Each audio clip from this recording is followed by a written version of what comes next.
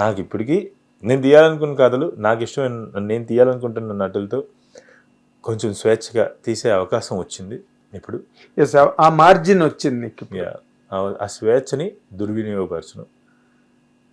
With every film I try to perform my duty. నా duty ఏదైతే ఉందో ఆడియన్స్కి చేయాల్సిన డ్యూటీ, ఈ డైరెక్టర్ అనే పొజిషన్లో ఉండి ఆడియన్స్కి ఏ డ్యూటీ చేయాలో అది చేస్తా, ప్రొడ్యూసర్స్కి ఏ డ్యూటీ చేయాలో చేస్తా. As a director my duty, ఆ రైటర్ డైరెక్టర్ ఈ సమాజానికి లేదంటే నా పరిశ్రమకి ఏ డ్యూటీ చేయాలో అది నేను చేస్తా, అంతే తప్ప విర్రవీగితనం రాదు సార్. బేసిక్లీ అది నాకు లేదు, అసలు వచ్చింది కదా అని చెప్పేసి నా ఇష్టం వచ్చినట్టు ప్రవర్తించలేదు. అదేలే. ఒకటి ఏంటంటే నేను కోరుకున్నది ఇప్పుడు జరుగుతుందని నమ్ముతుంది ఏంటంటే, నేను చెప్పాలనుకున్న కథలు నా నటినట్లు నా ప్రొడ్యూసర్స్ నన్ను నమ్ముతారు అనే ఒక ధైర్యం వచ్చింది. ఆ తర్వాత నాకు ఒక స్వేచ్ఛనిస్తారు చెప్పేది. దీని అంతటి కారణం కూడా అగైన్ ఆడియన్స్ యూనో వాళ్ళు ఇచ్చిన మంచి వెర్డిక్ట్ సినిమా మీద నీకు ఒక స్ట్రెంగ్త్ వెన్నుముకలాగా నిలబడింది. నువ్వు స్టాండ్గా నువ్వు అనుకున్న పద్ధతిలో నిలబడడానికి, నువ్వు అనుకున్న కథలు తీయడానికి. బట్ నిన్ను ఈ పాయింట్ ఆఫ్ టైంలో ఒకటి అడగాలి. ఎప్పుడో ఒక సినిమా, ఒక శంకరాభరణం వస్తుంది, తర్వాత ఇంకేదో ఒక సినిమా వస్తుంది, తర్వాత ఇంకేదో ఒక సినిమా వస్తుంది, ఇప్పుడు రాబోతురు వచ్చింది.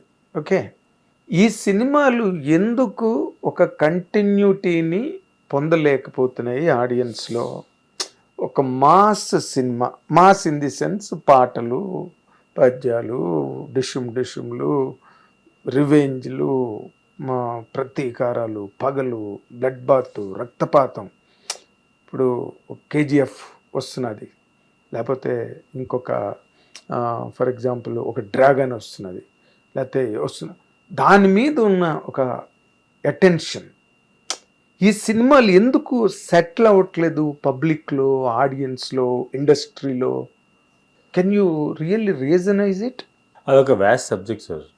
అది దాని గురించి మనం కెమెరా ముందు మాట్లాడుకోవడం కన్నా కెమెరా ఆఫ్ చేసి మాట్లాడు. నువ్వు కూడా మరి ఇలా మాట్లాడితే ఇంకా ఇంటర్వ్యూలు చేయడం వేస్ట్. లేదు సార్, అంటే నేను కూడా ఇలా మాట్లాడుతుంటే నేను ఎప్పుడు మాట్లాడాను సార్. ఒకసారి మాట్లాడడం కాదు, నేనేమంటే నేను ఎప్పుడు మాట్లాడను. ఒకసారి మాట్లాడింది కూడా వద్దు అని చెప్పేసి అంటే దాన్ని బయట పంపించారు.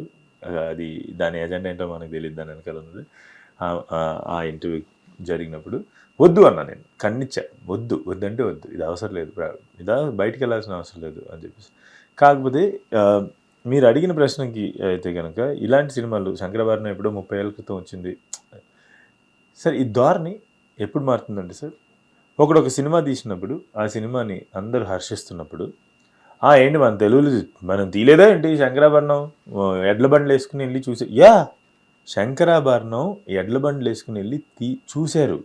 కొన్ని వందల మైళ్ళు ఎడ్ల బండ్లలో వెళ్ళి చూసి వచ్చారని చెప్పేసి మనం విన్నాం కదా సార్. అవును, 30-40 ఏళ్ళు అయింది సార్. మనం శంకరాభరణాన్ని స్ఫూర్తిగా తీసుకుని మనం క్రియేట్ చేయాలి సార్. అది మనకి శంకరాభరణం ఉంది కదా అనే దగ్గర ఎక్కడ ఉండిపోతుంది సార్. మనం శంకరాభరణాన్ని స్ఫూర్తి 40 ఏళ్ల క్రితం జరిగిన ఒక ఫినామినాన్ని రీక్రియేట్ చేయడానికి ప్రతి ఫిల్మ్ మేకర్ కూడా ప్రతి ఫిలిము తీయాల్సిన అవసరం లేదు. ఒక కథ వస్తుంది కదా, ఆ కథని చేయాల్సిన అవసరం అవుతుంది సార్.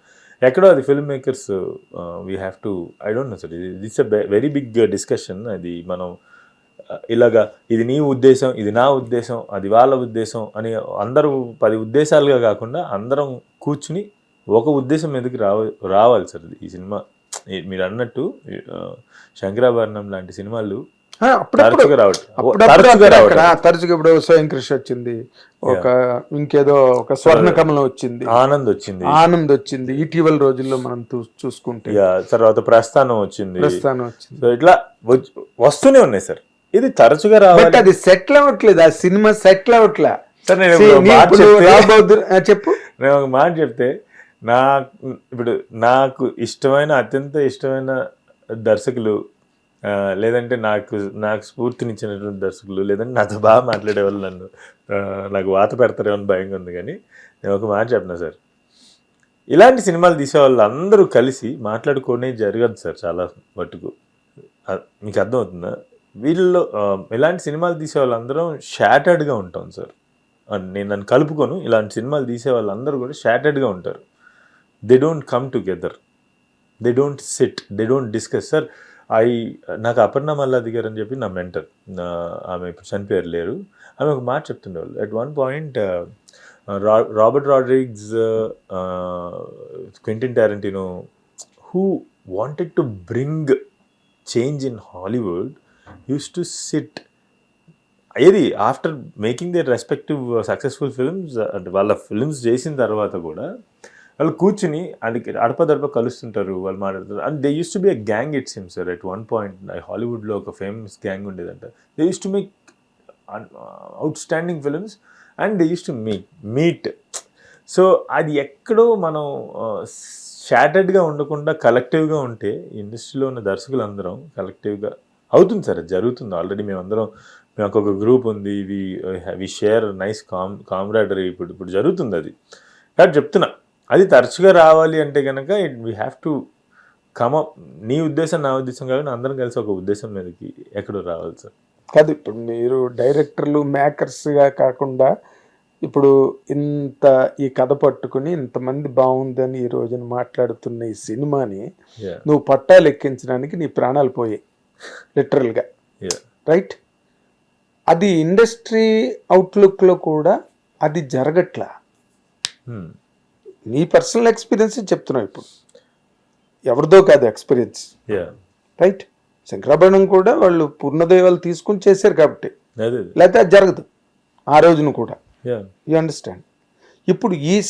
ఇప్పుడు ఇండస్ట్రీ వాళ్ళు కూడా నీ కథను విని బాగుంది కానీ మనం చేయలేమమ్మా మహా అని చెప్పే పరిస్థితిని నువ్వు ఎట్లా దాన్ని ఎలా డిఫైన్ చేస్తావు? అంటే ఇక వాళ్ళ మ్యాండేట్ సార్, అది వాళ్ళ డబ్బు కదా వాళ్ళకి. అది సార్ ఆ ధైర్యాన్ని ఈరోజు ఈ ఫిలిం ఇచ్చింది. సో ఆ ధైర్యం ఇప్పుడు ఇంతకుముందు ఎప్పుడు జరగనటువంటి సినిమా, ప్రేక్షకులు కూడా చెప్తున్నారు, ఇంతకుముందు ఎప్పుడు చూడనటువంటి సినిమా. మరి డబ్బులు పెట్టే వాళ్ళకి అది ఎటువంటి ఇది రాబోతుంది అనే ఒక చిన్న అంచనా లేకపోతే డబ్బులు పెట్టడం కొంచెం వెనకడతారు కదా. అంచనా పక్కన పెట్టి ముందు భయం వేస్తుంటే అది సార్. అంటే అదే ఇదంతా కూడా ఇది నాట్ మై ఇట్ డజంట్, అంటే నేను చెప్పే మాటతో దీనికి సొల్యూషన్ రా సార్. అందరం as a fraternity we all have to SIT once in a while, we all have to meet. నేను మిమ్మల్ని నిన్నే ఎందుకు అడిగానంటే ఈ మాట, పెద్ద డైరెక్టర్లు వాళ్ళ స్లాట్స్, ఒక రాజమౌళి గారు కానీ, ఒక బోయపాటి గారు కానీ, లేకపోతే ఇంకొక ప్రశాంత్ నీల్ కానీ, వీళ్ళందరిది ఒక కేటగిరీ, ఓకే, టాప్ లెవెల్. ఇప్పుడు మీలాంటి యంగ్స్టర్స్ అందరూ కూడా అక్కడక్కడ కలుసుకోవడం, మాట్లాడుకోవడం, లేకపోతే కలవలేకపోతే జూమిన్లో మాట్లాడుకోవడం, ఇలాంటిదేదో మీ ఈ లేయర్లో ఎక్కువ జరుగుతుంది, మీ లేయర్లో. బట్ మీరు కూడా ప్రొడ్యూసర్కి ఇది రిస్క్, ప్రొడ్యూసర్ ఇలాంటి కథ అయితే చెయ్యడు, కష్టం, ఒప్పించడం కష్టం అనే ఆలోచనని మీరు ఆహ్వానించరా?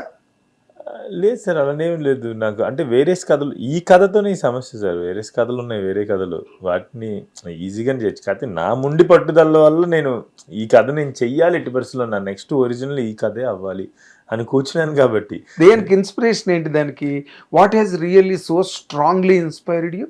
సార్ ఈ సినిమా స్క్రీన్ ప్లే రాసింది కోవిడ్ ఫస్ట్ వేవ్ ఎండింగ్లో సార్. రాసినప్పుడు నాకు ఏమనిపించిందంటే, ఈ కథ కనుక చెప్పకుండా సెకండ్ వేవ్ స్టార్ట్ అయింది. చాలామంది యంగ్ పీపుల్ కూడా they are losing their lifes. మనకు తెలిసిందే కదా, డెల్టా వేవ్ చాలా చిన్న. నాకు ఏమనిపించిందంటే, ఈ కథ చెప్పకుండా పొరపాటున ఈ వేవ్లో మనం చనిపోతే నేను డైరెక్టర్ అయినందుకు మీనింగ్ లేదు అనే ఫీలింగ్ వచ్చింది సార్ ఈ కథ. And now you watch the film. నాకు ఆ ఫీలింగ్ రావటం కరెక్టా కాదు మీరు చెప్పాలి. కరెక్టేనా?